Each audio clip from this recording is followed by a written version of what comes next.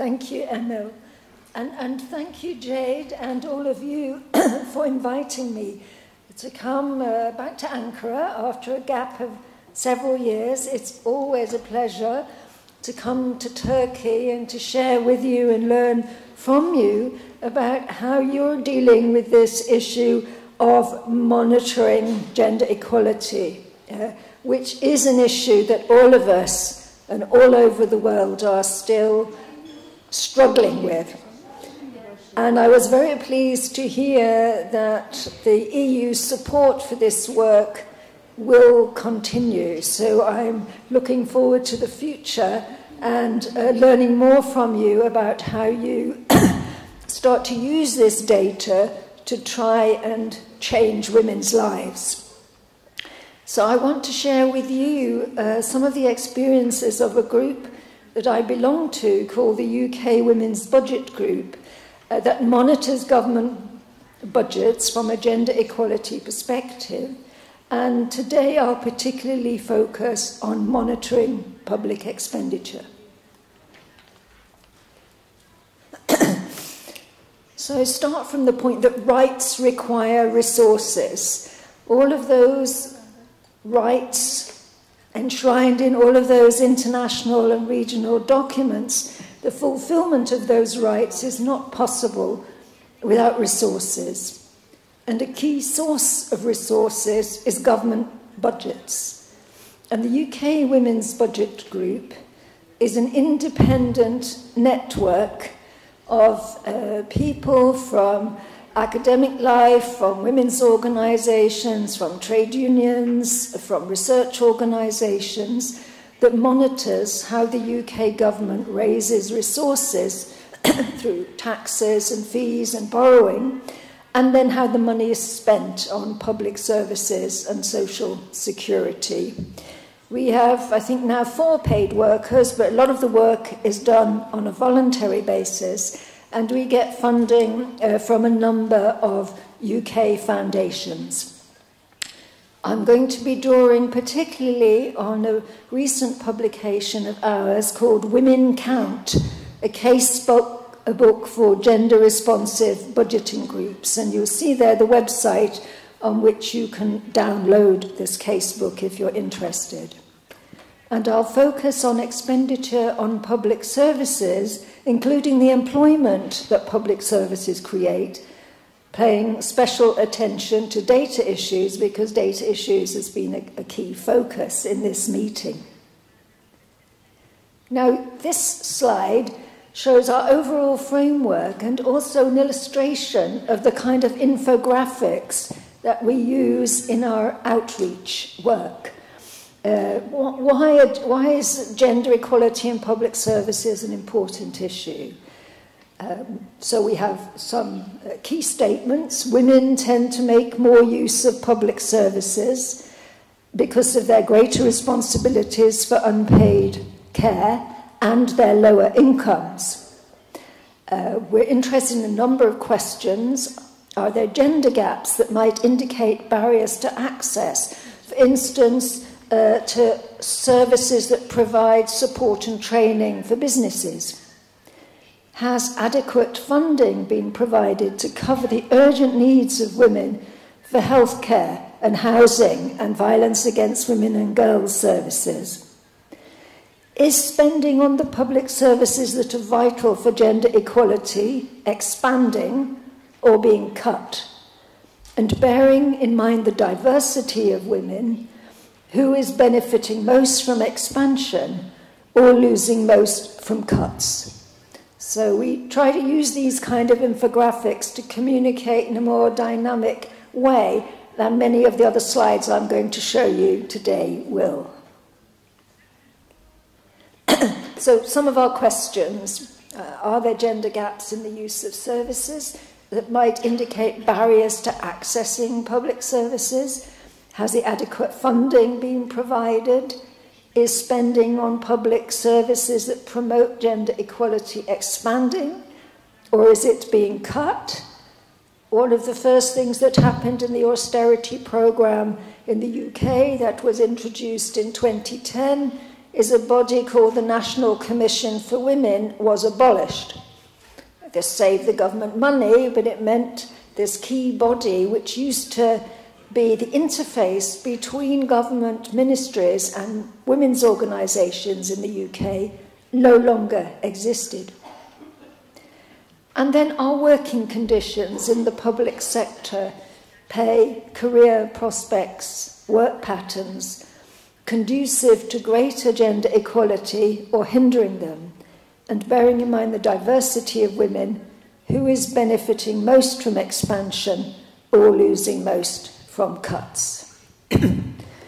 So let me say a little bit about the kind of data that the Women's Budget Group uses.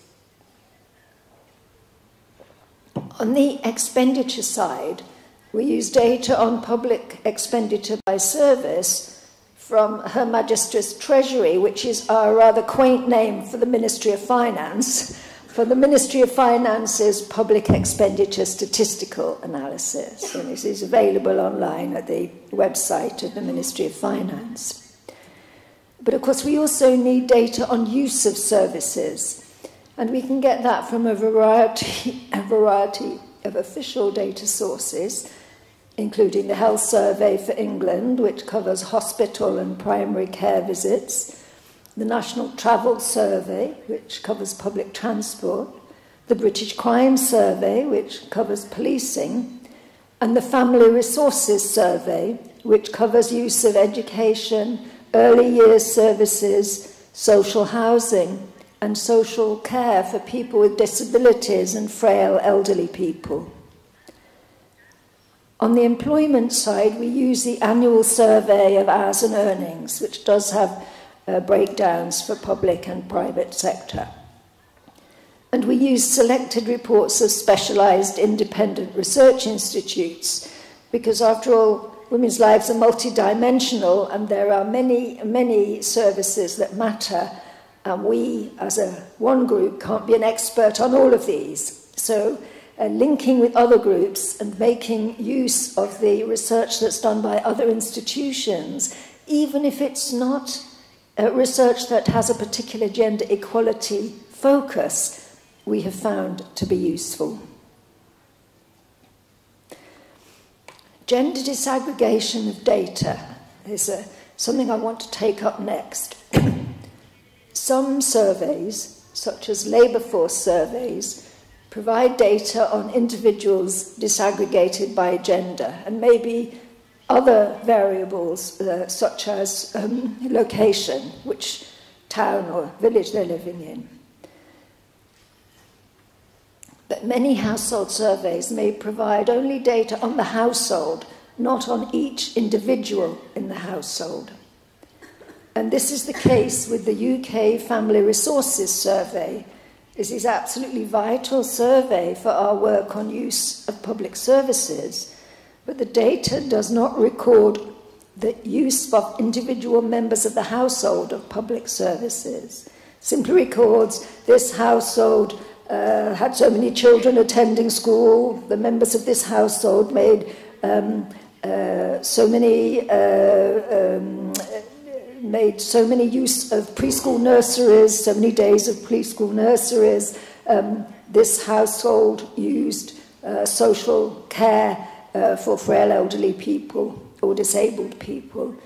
But it doesn't give us a breakdown of men and women or age of the people in the household.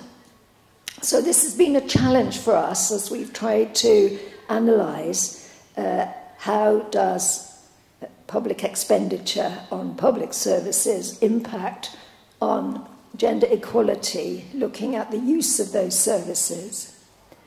So what we had to do is to classify households by their characteristics in ways that are useful for gender analysis. For example, by comparing the use of services by single women and single men, both with and without children, compared to the use of services by couples with and without children. But we've not been able to look in couple households at men as compared with women in terms of the use of public services. When we look at the impact on incomes of changes to taxation and social security, we can do that on an individual basis because the data is available for that, but it isn't for the use of public services. And I was struck on hearing the presentation earlier about the national statistics in Turkey. I wondered, how far is this a problem in Turkey? Which surveys have got the data disaggregated by gender and which ones don't, and how do you grapple with that problem? We also use qualitative data. We undertake, where we can raise resources for it, qualitative research using things like semi-structured interviews or focus groups, and we find that also provides important information. As part of our research into the impact of austerity on women, we worked with 2 civil society partners to carry out focus groups and semi-structured interviews. We worked with an organisation called Reclaim, which is a youth charity based in Manchester, a city in the north of England, and we worked with Coventry Women's Voices, a women's rights organisation based in the Midlands of England. And we found that quotes from the interviews and from the focus groups provided a human face to the statistics, which helped in our communications to media and members of parliament. And I wondered if you were finding the same thing here, somehow to capture the attention of members of parliament or journalists. It was useful to have a story of an individual woman or an individual group of women that we could set alongside the statistical data, and we found that often had a more powerful response if we could combine the two. Another issue we've been concerned about is adequacy of funding, and I will illustrate this with the issue of violence against women and girls. I know it's an issue for you here in Turkey as it is for us in the UK. Now, in 2016, the UK government published an updated strategy on violence against women and girls, and it committed to providing £20 million a year to fund support services. And of course, we were very pleased that there's going to be some money for support services, but then we realised that since 2010, the government in London has made huge cuts to local government funding, and it's local government which is a big provider of services relating to violence against women and girls. It funds refuges, for instance, and counselling services. And investigations revealed that since 2010, 17% of the specialist refuges in England have closed. And on average, 155 women and 103 children a day are being turned away from refuges for lack of space.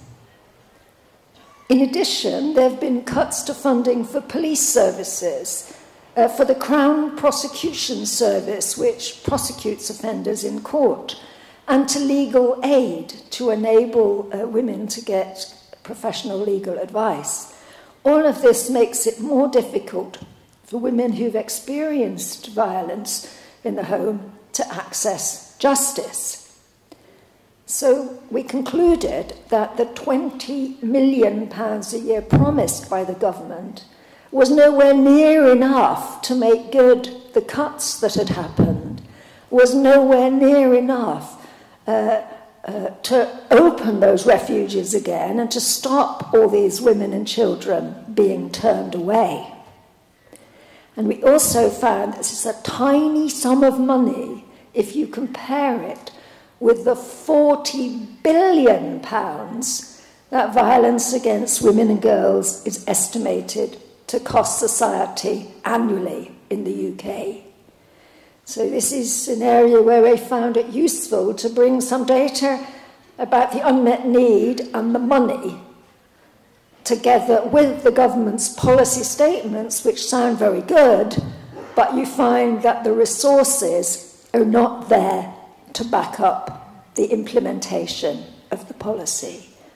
And I've seen that in some other countries too. I know they had a problem like this in South Africa. I was wondering if you in Turkey face the same kind of challenge. Another issue that we find we need to pay attention to when monitoring the impact of public expenditure on gender equality is the issue of population growth and changing needs. When cuts were made to funding for other public services, the UK government claimed that spending on health services would be protected.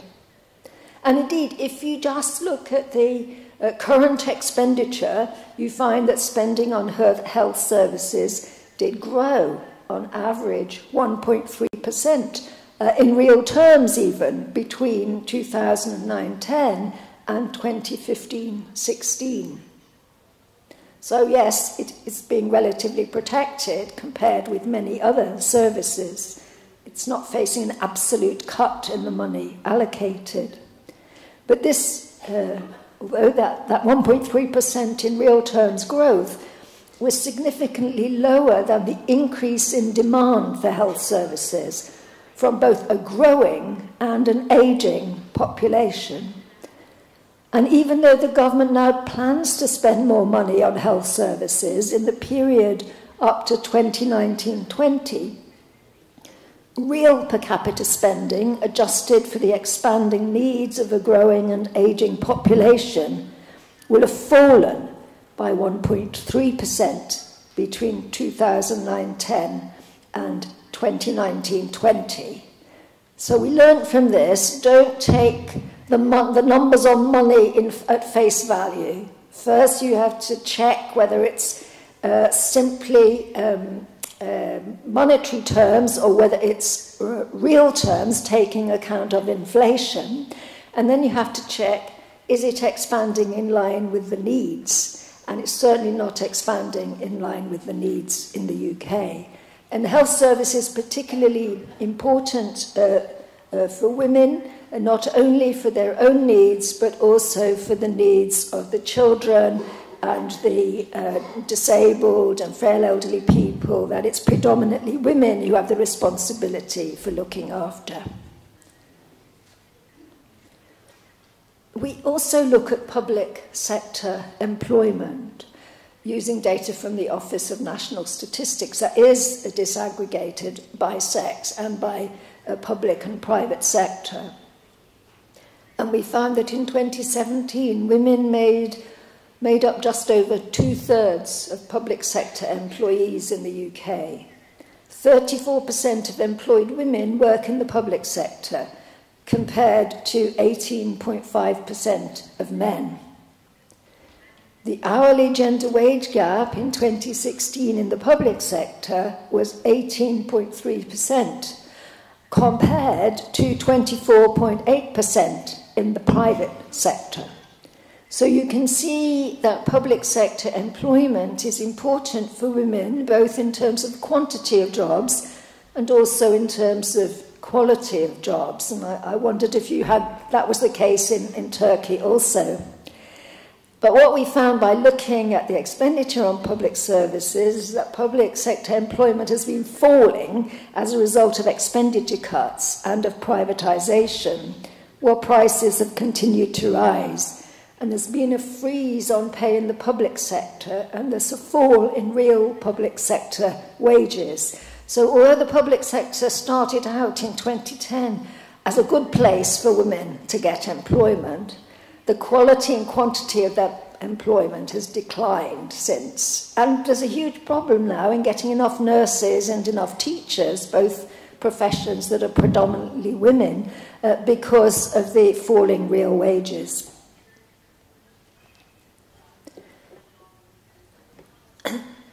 Now I want to say something about the work we've done on the cumulative impact of cuts to services on women's real living standards. because we think it's important to get the big picture as well as look at individual services.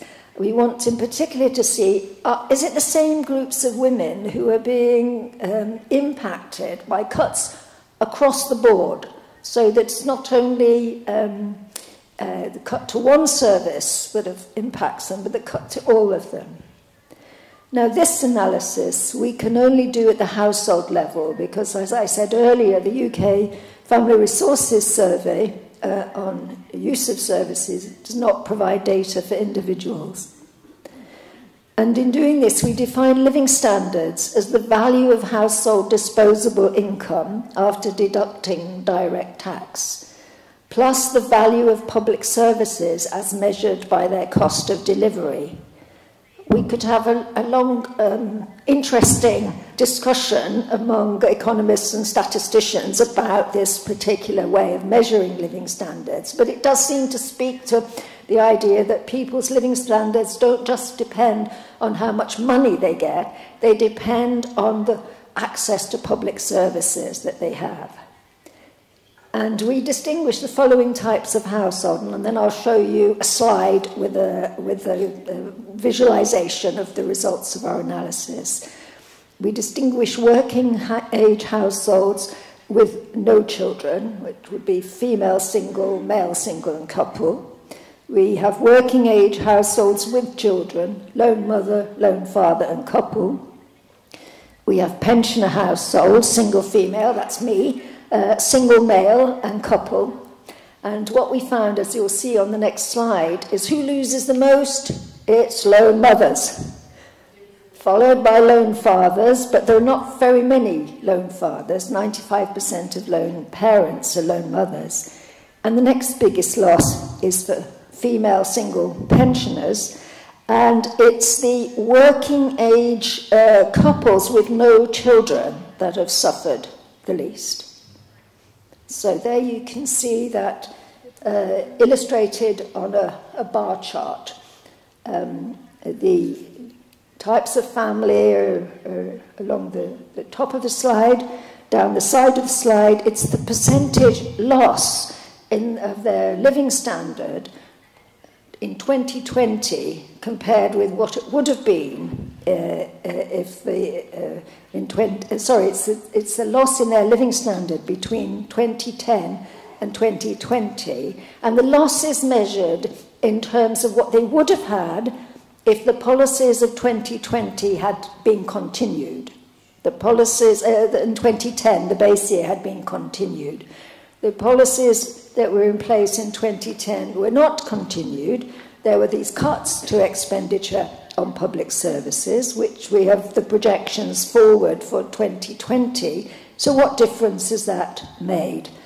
And you can see on this chart that the lone mothers have lost just over 10%. The lone fathers, around 10%.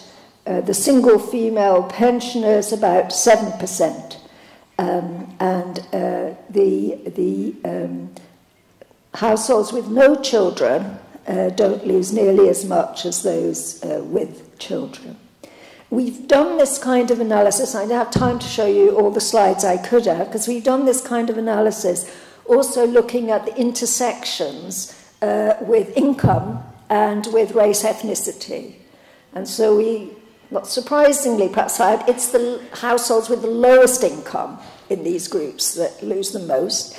And it's also the households that are ethnic minority households that lose more than the white ethnic households.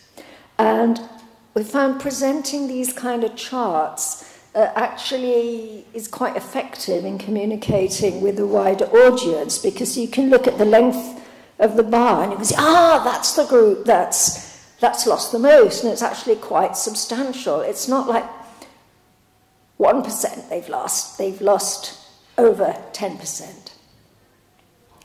So let me just conclude. So using data from a variety of sources, we monitor public expenditure from a gender equality perspective. We also look at tax and social security, but I didn't have time to talk about that today.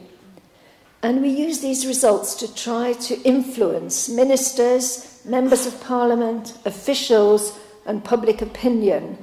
Public opinion via media, appearances on BBC radio and TV, for instance, and newspaper articles, and presentations to women's groups, to other NGOs, to trade unions.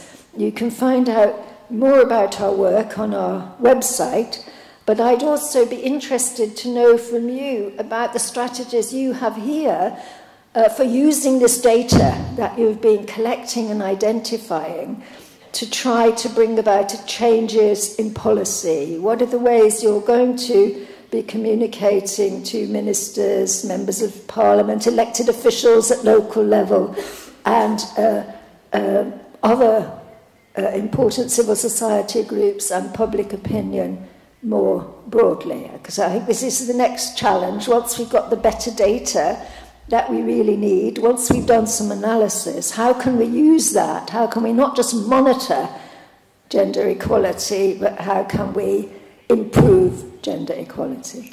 Thank you.